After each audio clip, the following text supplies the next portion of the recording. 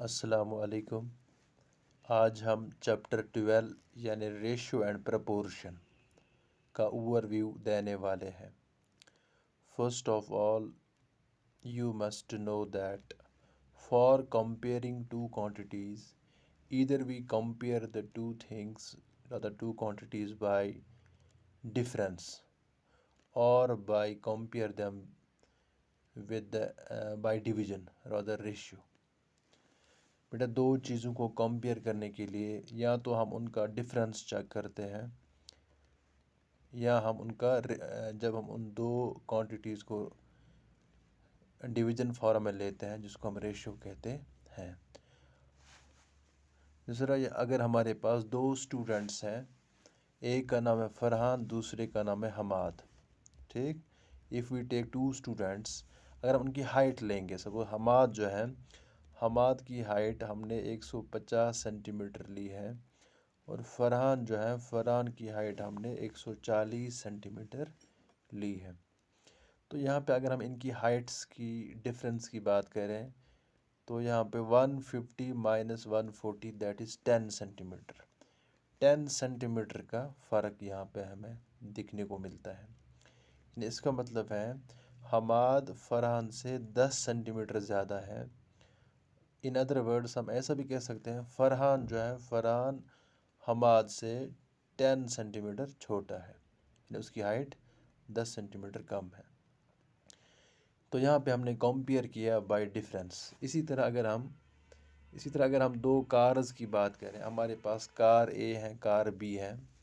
Car ए जो है उसका कॉस्ट बनता है ₹10 लाख और कार बी जो है उसका प्राइस बनता है ₹5 लाख।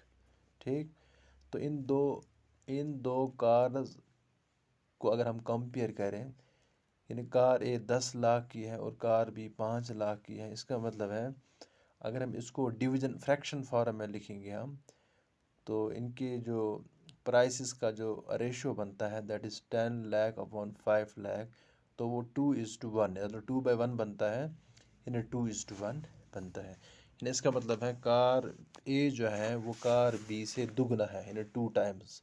ठीक है। अब फ्रैक्शन, बेटा जो रेशियो जो होता है, comparison of two quantities by the method of division is called ratio. जब हम दो क्वांटिटीज़ को कंपेयर करते हैं by the method of division, तो इस चीज़ को हम रेशियो कहते हैं। The two number in a ratio can only be compared when they have same unit. We make use of ratios to compare two things. The sign used to denote a ratio is 2 colons, यानी हम full colon डालते हैं ना, 2 dot से हम दिखाते हैं जब हम की दो क्वांटिटी जिनके यूनिट सेम सेम होने चाहिए, यानी उनको हम कंपेयर करने के लिए उसको हम डिवीजन फॉर्म में पहले लिखते हैं, फिर उनको हम लोवेस्ट फॉर्म में लाते हैं, उसके बाद हम यानी उनको हम लास्ट में इन रेशियो फॉर्म में लिखते हैं। कुछ चीज़ें हैं जो आपने याद रखनी चाहिए। Key points to remember, the ratio should exist between the quantities of the same kind. यानी जो रेशियो जो होता है ये उन दो क्वांटिटी के बीच में लगता है जिनके सेम यूनिट्स होंगे। ठीक है। While comparing to things the units should be similar, और यूनिट्स जो है वो सेम होने चाहिए। बिल्कुल ये बहुत ही ज़रूरी है कि हमें दोनों क्वांटिटीज़ के यूनिट सेम होना चाहिए।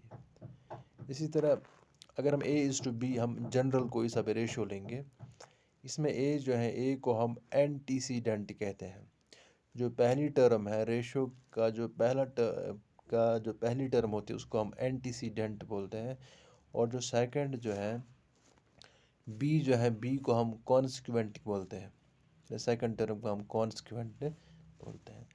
तो this was all about ratio. उसके बाद हम प्रपोर्शन के बारे में थोड़ा सा पढ़ेंगे। प्रपोर्शन जो होता है, यहाँ पे हम रेशियोज़ को इक्वेट करते हैं। Proportion is an equation that defines the two given ratios are equivalent to each other. Proportion में हम दो रेशियोज़ को, एक ऐसी इक्वेशन होती है जिसमें हम दो रेशियोज़ को इक्वेट करते हैं। ठीक, in other words the proportion states the equality of two fractions। यानी यहाँ पे हम दो फ्रैक्शन को भी इक्वेट कर सकते हैं और अदर रेशियोज़ को इक्वेट कर सकते हैं। प्रपोर्शन जो होता है इसको हम दो साइन से दिखाते हैं, यानी टू कोलन्स के साथ हम दिखाते हैं। Suppose A/B is equal to C/D। A/B हमारे पास एक रेशो है, फिर C/D जो है ये दूसरा रेशो है, इनके बीच में इक्वलिटी साइन है। तो इस इक्वलिटी साइन को हम दो फुल कोलन से दिखाते हैं। और यहाँ पे हम चार टर्म्स को पाते हैं। पहली और लास्ट वाले टर्म को हम एक्सट्रीम्स बोलते हैं, और जो बीच वाली दो टर्म्स हैं B और C जो है इनको मीन्स बोलते हैं। In case of proportion, product of means is equal to product of extremes, यानी प्रपोर्शन में जो बाहर वाली दो टर्म्स होती है उनका प्रोडक्ट अंदर वाली दो टर्म्स के बराबर होता है।